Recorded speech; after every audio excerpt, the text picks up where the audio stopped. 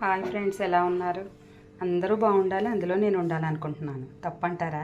ఈరోజు పప్పు తోటకూర చేస్తున్నానండి. పప్పు, టమాటాలు, తోటకూర, పచ్చిమిర్చి, ఉల్లిపాయ మొత్తం కుక్కర్లో పెట్టేశాను.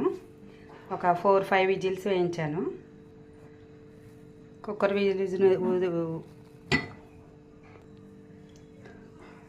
విజిల్ తీసాక ఇలా పప్పు బాగా మెదుపుకోండి.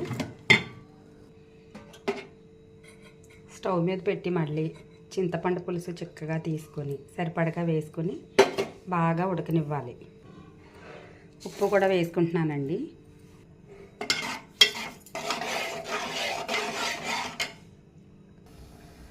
పప్పు ఉడుకుతుందండి. పక్కన పోపు వేసుకుంటున్నాను. పోపులోకి మరి ఏమైనా నంజు లేకపోతే తినలేం, అందుకే ఎండుమిరపకాయలు వేయించుకుంటున్నానండి నేను.